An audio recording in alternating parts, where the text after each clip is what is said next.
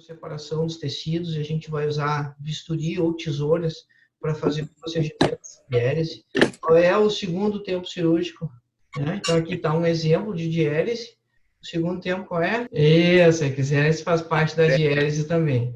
Eczérese é a remoção total ou parcial de um órgão, faz parte da diérese. Então, quando você está abrindo um plano, assim como quando você fez a incisão, você está fazendo diérese, né? A diérese em qualquer uma dessas circunstâncias, né? Eczérese, foi citada aí, não é um tempo cirúrgico, né? Faz parte da diérese, a remoção total ou parcial de um órgão. A diérese que a gente mais faz é a exodontia, onde a gente remove o dente é um órgão muito bem estruturado, né? E dente é um órgão, né, gente? Não é elemento dental é o dente lá da prótese, lá, né? Os dentes da boca é um órgão, então a gente chama de dente. Imagina se os otorrinos chamassem de elemento auricular a orelha da gente, né? Não tem muita lógica a gente usar essa nomenclatura. Então, dente é órgão, não é elemento dental. Hemostasia, então, segundo tempo cirúrgico, controle da perda sanguínea. Instrumentos de hemostasia, principalmente Halsted, Cocker, mas o principal instrumento de hemostasia é a gase. A primeira manobra hemostática sempre é compressão, a primeira forma de se ter hemostasia. E depois a gente tem recursos mais sofisticados, inclui o uso do eletrobisturi para você ter eletrocoagulação, o uso de medicação como transamin, de esponjas de fibrina, de Sugicel, enfim, um monte de outras coisas. Mas a primeira manobra compressiva, a primeira manobra de hemostasia é a manobra compressiva, né? Comprimir a área que está sangrando. Ligadura também, então, né, faz parte disso, onde você disseca o vaso, então disseca o vaso, passa o fio de um lado, passa o fio do outro, fecha o nozinho de cada lado, então está feito o reparo anatômico do vaso, e aí você secciona o vaso, percebe aqui a luz do vaso, e aí você evita a hemorragia. Terceiro tempo cirúrgico é o final da história, então é bem simples isso, né? Síntese, que é a união dos tecidos separados, muito simples. Você vai fazer a sutura convencional, com pontos isolados ou pontos contínuos, tudo isso é síntese, ou então você vai unir tecido ósseo, osteossíntese também é um tempo cirúrgico, né? Existem diferentes maneiras de você fazer essa conexão do tecido ósseo, né? Diferentes técnicas, mas tudo está dentro desse tempo cirúrgico que é a síntese. Aqui, sínteses ou suturas intradérmicas para ficar mais estético, para aparecer menos, enfim, várias variações, tá? Incisões intrabucais que a gente mais vai utilizar lá são duas incisões semilunares que se unem, mas a gente precisa dominar as alternativas, conhecer a técnica, saber o que pode ser feito. E para isso, às vezes, vai ter que inventar, dificilmente, né? Mas se precisar inventar, você precisa saber, ou fazer uma variação da técnica, isso sim é mais frequente, você precisa respeitar os requisitos de uma boa incisão. Não importa qual área anatômica que você vai estar trabalhando. Então, a primeira delas é repousar a incisão sobre tecido ósseo saudável. Isso quer dizer que, se você tiver uma cavidade abaixo da sua incisão, você terá problemas de cicatrização, invariavelmente. A base precisa ser maior do que o pedículo, por questão nutricional. Se você faz um trapézio invertido, né, a nutrição está vindo aqui de baixo, não vai ter como abastecer todo o tecido que está lá para cima, e aí você terá problemas necróticos. Já se é o contrário, já se a circulação está vindo daqui, aí você vai ter bem mais nutrição entrando. Particularmente quando vocês estão trabalhando em gengiva inserida. A gengiva inserida é ainda mais sensível a esses requisitos e a essas variações. Traço único e contínuo, né? Você não está desenhando com lápis, já pegar a mucosa ali na língua, remover a lesãozinha e fica dando cortezinhos. Não, né? Você tem que fazer um corte único e preciso. Se for necessário, desenha esse traço antes. Existem várias maneiras de fazer isso, tem canetas específicas para desenhar a incisão, mas você pode ser no recurso no consultório, lá, a caneta é cara, não estou mais no hospital, que era mais bem abastecido, o que eu posso fazer? Você pode usar azul de metileno e um palito de dente autoclavado. Você coloca um frasco DAPEN, também autoclavado, 2, 3 gotinhas desse azul de metileno e usa o palitinho como uma caneta. E aí você desenha a sua incisão na mucosa da maneira que você quiser. Qual é a vantagem disso? Você pode apagar e refazer o desenho sempre que você quiser, sem problema nenhum.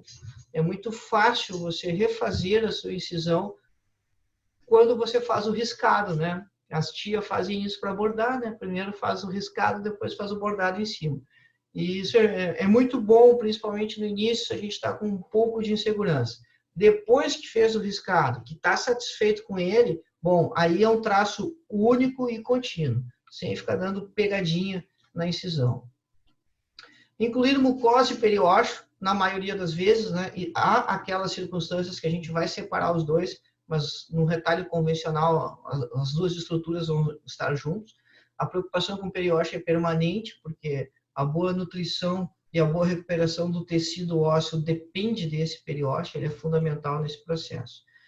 E aí, às vezes, nem sempre a gente tem esse requisito, mas a gente deve buscar isso, que é permitir que a incisão seja ampliada. Quer dizer, se daqui a pouco a área se revelou maior do que nós imaginávamos, se a lesão se revelou maior do que nós imaginávamos, ou mesmo a fratura vai mais adiante, que a gente possa ampliar essa incisão.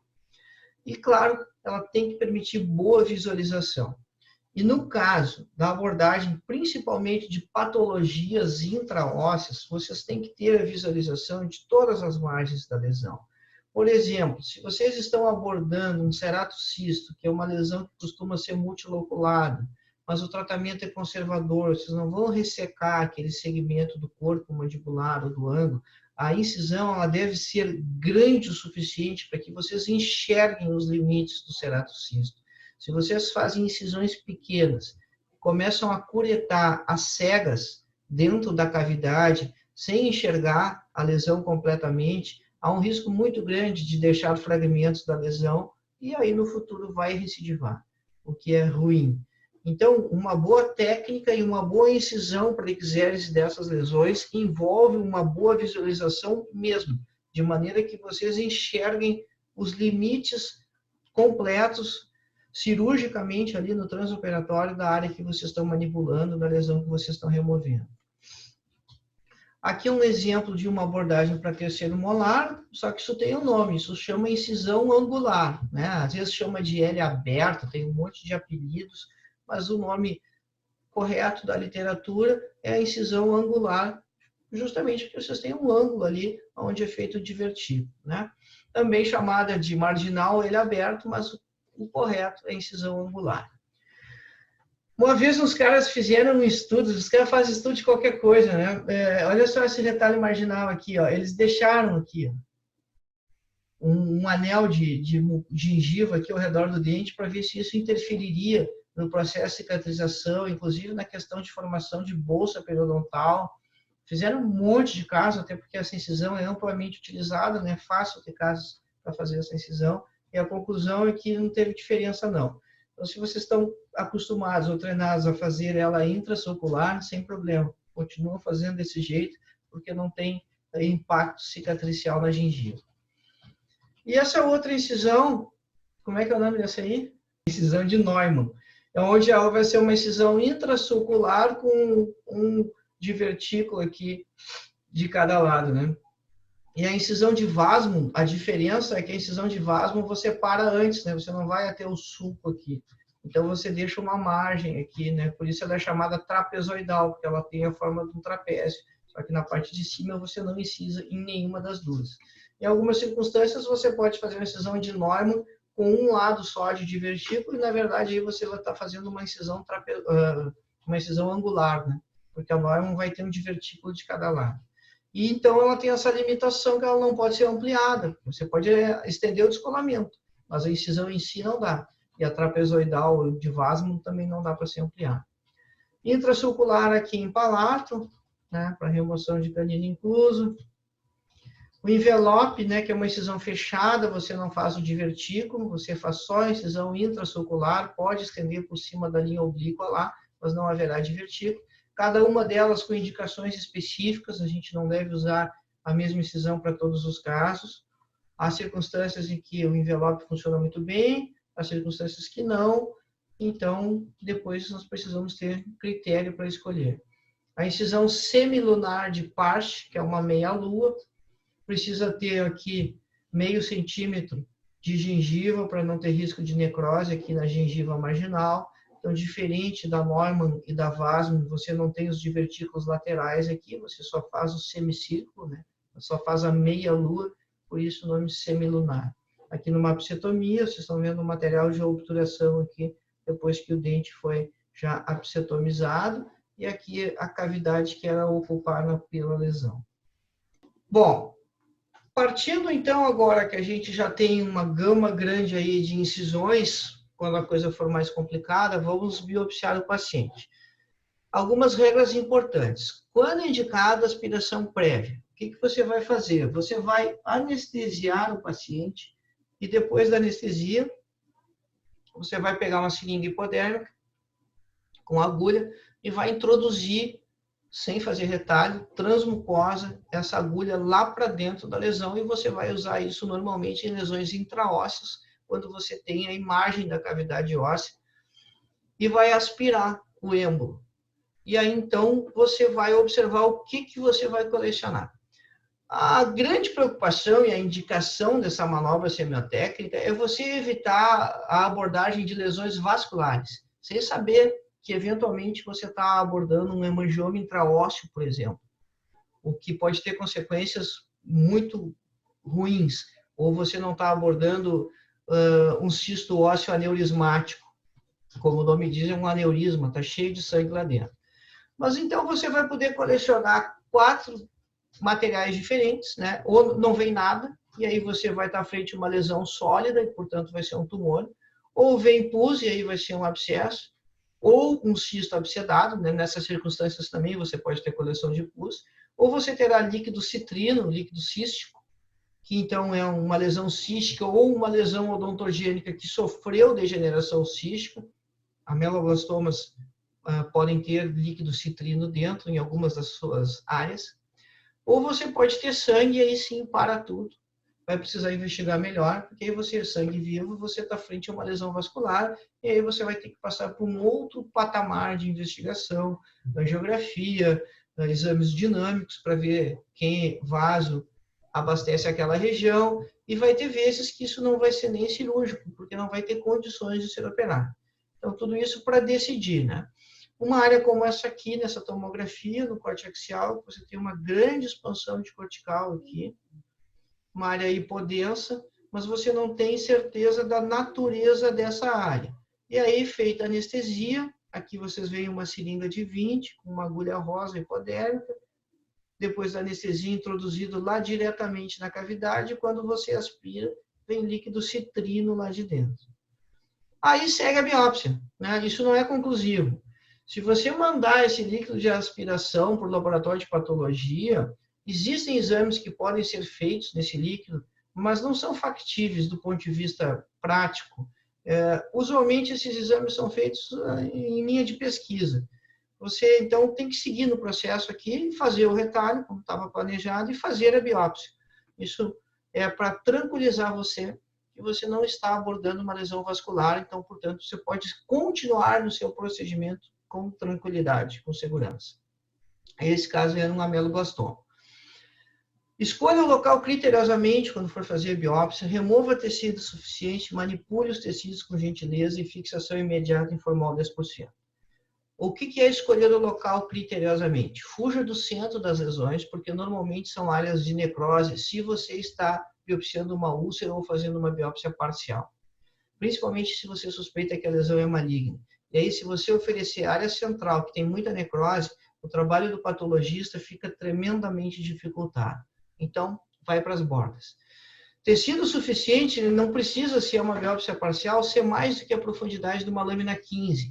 Mas também, se for menos, pode ser que falte tecido. Você tem que ter a noção que, se você olhar para a peça, você vai enxergar o epitélio e a mucosa logo abaixo do epitélio de revestimento, ali, a parte de tecido conjuntivo.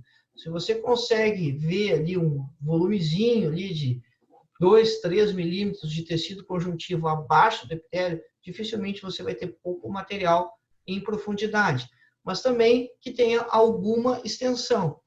Se você está fazendo uma biópsia parcial, você consegue tirar uma área maior quase sempre. Se a biópsia total, não tem o que discutir. A lesão é aquela e é aquela. Também assim, né, escolher um local tem um comentário importante a respeito das lesões multiloculares, radiolúcidas. Escolha as menores áreas, porque algumas lesões, como a gente acabou de citar, como o ameloblastoma, eles sofrem de degeneração cística.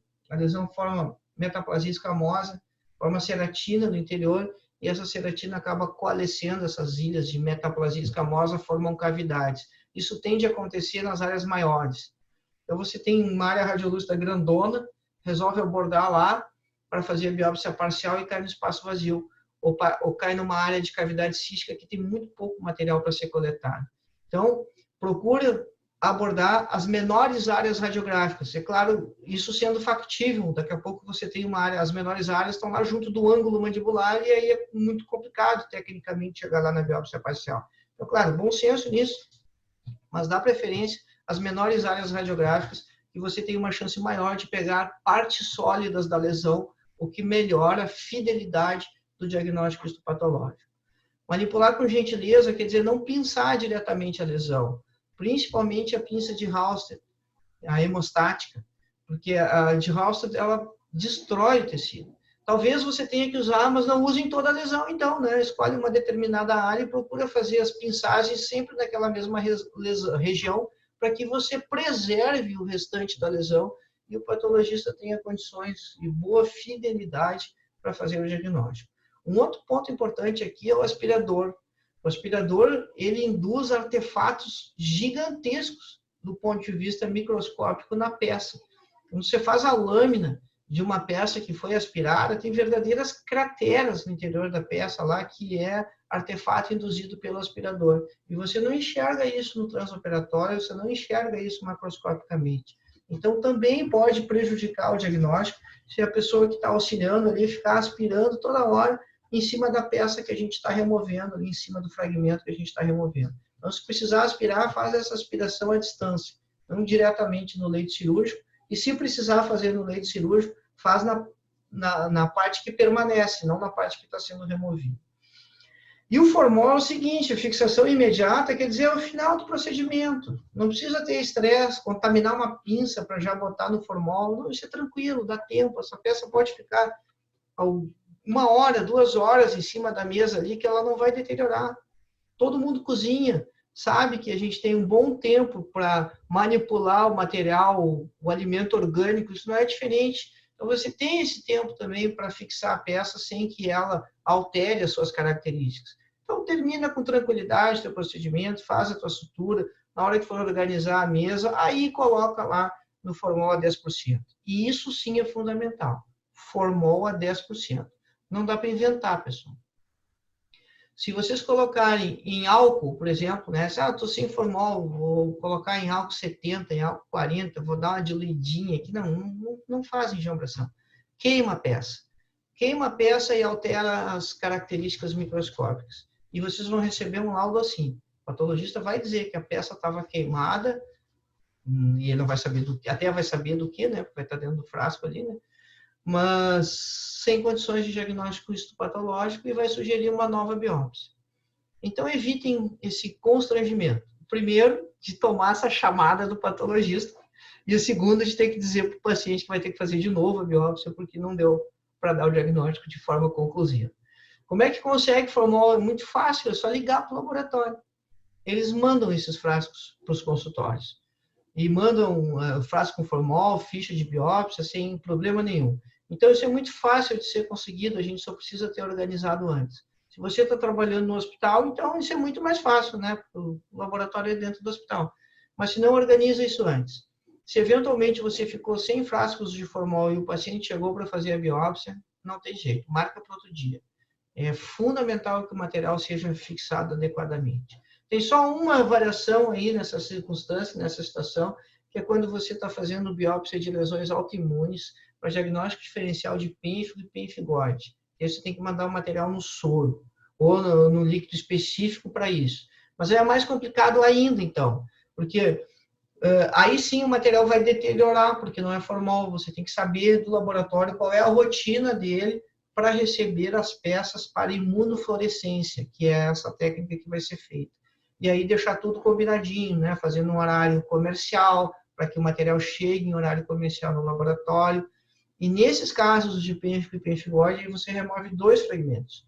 Um para o formol e outro para o soro fisiológico, ou para a solução própria da imunofluorescência, que você pode pedir também para o laboratório para ter um diagnóstico mais confiável. Bom, aí o básico, né? Identificar o paciente, frasco e profissional, tem que escrever ali, né? Quem é que fez, quando fez, de onde saiu. A data é importante, que é recomendável que esse material fique 24 horas no formol antes de ser processado. Então, se ele chegar logo em seguida no laboratório e eles verem a data ali, provavelmente ele vai entrar na rotina do outro dia, para que ele esteja bem fixado mesmo. Laboratório de patologia bucal é um detalhe importante para cistos e tumores odontogênicos em particular, porque quem entende de embriogênese dentária é dentista e quem vai conseguir interpretar com melhor fidelidade o material de origem de cistos e tumores odontogênicos é o cirurgião dentista. Nem sempre isso é possível. Os patologistas gerais eles têm uma experiência muito grande justamente para essas lesões autoimunes, isso da pele, eles conhecem muito. Tem muita experiência para lesões malignas, carcinomas de todos os tipos. A questão realmente pega mais é quando a gente precisa de diagnósticos diferenciais de tumores odontogênicos, ameloblastoma, para não ser confundido com fibroma ameloblástico, porque um trata de um jeito, outro trata de outro. Então, aí sim, isso é muito importante, pessoal. Às vezes, até vale a pena solicitar o material, as lâminas, e pedir uma revisão em algum lugar, em alguma faculdade, enfim, onde for tiver o acesso, para que um patologista dentista observe o material de origem odontogênica.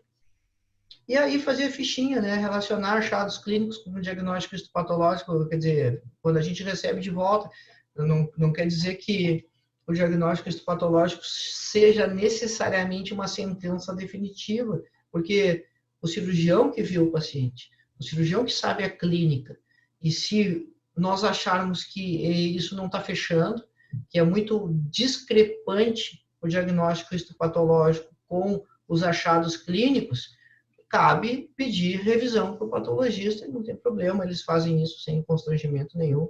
E normalmente os patologistas também não trabalham sozinhos, né? Sempre tem vários patologistas no mesmo laboratório, eles acabam discutindo os casos, o que ajuda muito na fidelidade do processo e na confiança da maneira como nós vamos tratar o paciente. O que mais? Não induzir artefatos, a gente discutiu isso, está dentro daquela questão de manipular os tecidos com gentileza, e isso inclui também não injetar diretamente sobre a área a ser biopsiada, não injetar o anestésico, porque o anestésico vai dissecar o tecido, e ao dissecar o tecido, ele vai induzir artefatos. Então, faz anestesia à distância, dependendo do caso vai ser regional, dependendo do caso, um botão anestésico vai ser suficiente, mas nunca em cima da lesão, ou em cima da lesão que vai ser removida, ou em cima da área que vai ser biopsiada. Sempre um pouquinho à distância. E outro ponto muito, muito, muito importante, pessoal, não corta a peça. Você removeu o cisto lá, ele saiu redondinho de dentro do osso, espetáculo, a bolinha, e pega o bisturi e abre no meio, lá para ver o que tem dentro. Não faça isso, não. Porque isso faz parte já de um processo laboratorial, isso faz parte do que se chama macroscopia, ou exame macroscópico da peça. E quando você corta a peça, você está tirando do patologista a oportunidade de escolher a melhor região para ele observar no microscópio, que é isso que ele vai fazer na macroscopia. Ele vai olhar o conjunto do material e vai tentar imaginar, vai tentar visualizar aquilo na lâmina, ele vai construir todo o processo de fabricação dessa lâmina voltado para aquela área. Se você está morrendo de curiosidade para saber o que tem dentro, acompanhe o patologista lá quando ele for fazer a macroscopia, combina com ele e vai lá. Mas não corta a peça tem que ir inteira. Também jamais divide o material e manda uma parte para cada laboratório de patologia. É muito provável que você receba laudos diferentes, sim. Imagina que você pediu uma pizza, metade 4 queijos, metade coração de galinha. E aí, na hora de comer, você divide a pizza e manda a fatia que era frango, coração de galinha para um laboratório e a metade que era mussarela para o outro laboratório. O seu laudo não vai vir de pizza, metade mussarela, metade coração. Vai ser só daquela fatia que foi observada. Então, só numa lesão periapical simples, você pode ter, dependendo como você fatiar ela, 5 lesões diferentes ali. Se pega bem na borda, pode parecer um abscesso crônico. Se pega mais no meio, que tem epitélio, pode parecer um granuloma epitelial. Aí pega mais lá no meio, tinha cavidade, só que não apareceu, antes pegou só a parede do epitélio. Você vai ver um cisto apical. Aí mais lá para dentro tinha pus dentro dessa cavidade cística e virou um cisto abscedado. Aí podia ser um granuloma simples também, não só um granuloma epitelial. Só numa lesãozinha apical, dependendo da área que você está olhando dela. Imagine lesões mais complexas e lesões maiores. Então, não mandem material para 2 laboratórios diferentes. Se vocês ficarem em dúvida, peça uma peça, um bloco, revisão da lâmina, e faz tudo desde o início. Tá? Mas dividir a peça operatória para 2 laboratórios diferentes de patologia não deve ser feito sob hipótese nenhuma. Então, a gente comentou da questão do formol, que tem que ser formol e tem que ser um frasco de boca larga. Boca larga porque a peça entra fácil lá dentro, principalmente se for uma hiperplasia fibrosa. Aí o formol fixa o material e ele perde a elasticidade. Se você coloca uma hiperplasia fibrosa, daquelas alongadas, induzida por borda de dentadura, num frasco como esse aqui, você nunca mais tira a hiperplasia aqui de dentro. Não tira porque a pinça não entra aqui para você pegar e você começa a virar, ela não passa de volta. Ela passou antes porque você empurrou ela lá para dentro. E aí vira um inferno. O frasco vai ter que ser quebrado lá no laboratório, eles vão ter que enrolar esse plástico num pano, pegar um martelo, quebrar, depois catar a peça no meio dos cacos de vidro. Então tem risco funcional para o profissional que está trabalhando lá. Então, jamais frascos de boca estreita. Se o laboratório mandar frascos assim para você, provavelmente ele está imaginando que você vai fazer biópsia de pele, de nervos, de sinais de pele. E aí sim dá para usar esses frascos, porque vai sair lá de dentro com facilidade. Mas para as lesões de boca, tem que ser de boca larga. E um outro ponto importante, antes da gente falar do instrumental, um outro ponto importante é o volume de formol. É preciso que esse formol cubra toda a peça. O formol não fixa por continuidade. Se houver uma situação como essa aqui, onde parte da lesão ficou de fora, essa parte que está de fora vai necrosar, vai deteriorar invariavelmente. Então, tem que cobrir toda a peça e tem que ter um bom volume também. Não adianta você colocar muito material dentro do mesmo frasco e ter pouco volume de formol, mesmo que ele esteja cobrindo a peça, porque vai haver necrose também. A Associação Americana de Patologia diz que esse volume de formol deve ser 10 vezes o volume da peça. É um exagero até, não precisa ser tanto assim, mas você tem que ter um bom volume, então isso também vai influenciar no tamanho do frasco, para que o material realmente fique bem fixado. Instrumental de biópsia é instrumental simples, são poucas peças que você precisa para fazer a biópsia. Carpule para fazer anestesia, um cabo de bisturi para fazer a sua incisão, pinças delicadas, Addison com dente, Addison sem dente. Pode ser pinça anatômica? Pode, mas a Addison é melhor, é mais delicada. Se você for fazer retalho, você precisa de um descolador, uma tesoura para tecido, tipo a Matzenbaum, pinça de Halster, uma, duas, reta ou curva, porta-agulha para sutura e uma outra tesoura para cortar o fio, que não deve ser, idealmente, a Matzenbaum, a mesma tesoura que você usa para cortar tecidos. Vamos para a biópsia intraóssea. Então, aí você precisa de um afastador, um MID, um Minnesota, um par de Langenberg, alguma coisa para osteotomia, aqui no caso um motor cirúrgico, brocas cirúrgicas, um osteótomo ou alveótomo, lima, cureta, que é um instrumento terrível, a gente usa o mínimo possível, porque ela acaba fragmentando o tecido. Se você conseguir fazer os descolamentos usando descoladores e tirar a peça inteira, é melhor. E martelo e cinzel é algo que hoje em dia, o paciente acordado, não se usa mais, na grande maioria das vezes, e com anestesia geral se usa bastante, tem muita indicação, por causa que é meio medieval, o cara recebeu o impacto do martelo ali acordado na cadeira, né? Mas para anestesia geral é muitíssimo útil, muitíssimo indicado, ainda mais que os motores cirúrgicos melhoraram muito para a gente usar com anestesia local, então fica dispensado. E aí você tem a peça aqui, vai lá para o laboratório, o patologista vai fazer a primeira parte do processo, que chama exame macroscópico. Às vezes, esse exame macroscópico virá no laudo. Às vezes não, depende, é critério de cada laboratório. Que ele vai descrever a cor da lesão, a consistência, às vezes, se ela é muito grande, eles vão pesar ela, vão colocar o peso. E se cortou, o que tinha dentro, tamanho, enfim, nas duas dimensões, do maior e menor eixo. E aí depois, ó, isso é uma macroscopia sendo feita, aí cortou aqui, viu o que tinha dentro, vai descrever as características da lesão, e aí ele vai escolher, olha, esse lado aqui que ele quer olhar na lâmina. Por isso que nós, o cirurgião, não deve cortar peça, deve deixar para o patologista escolher qual vai ser o lado de inclusão. Aqui uma lesão bem maior, um cisto dérmico, cheio de ceratina dentro. E para chegar nisso, para chegar então no detalhamento do exame histopatológico, né, do exame microscópico, que vai se traduzir lá naquele laudo que a gente vai receber. Isso aqui é um fibrodontoma meloblástico. A gente vê aqui formação de dentinoide, estruturas que lembram germe dentário, epitélio odontogênico, calcificação distrófica. Essa é uma lesão muito rica, assim, tem muitos aspectos microscópicos. Aqui o nevus, as áreas de pigmentação melânica aqui abaixo do epitélio. A gente aqui tem uma lesão inflamatória com muitas células mononucleares e aqui então tem um tumor que é tão agressivo que a gente só sabe que é algum tipo de sarcoma que vai ter que evoluir para imunistoquímica para diferenciar. E aí vai dar sempre certo? Não. Vai ter muitas vezes que não vai dar certo, né? Nada é tão fácil assim. A gente faz todo esse processo, responde todos esses itens, esses critérios, e mesmo assim o diagnóstico não sai. Por que não sai? Bom, algumas razões. Lesões de diagnóstico eminentemente clínico, como afta, herpes, candidíase, e a gente ficou na dúvida e fez a biópsia.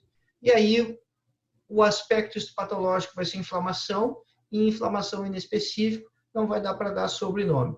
Em algumas circunstâncias até dá, mas aí precisa ter bastante detalhamento lá na ficha de biópsia para o patologista conseguir avançar e descobrir. Mas essa é, sem dúvida, uma situação.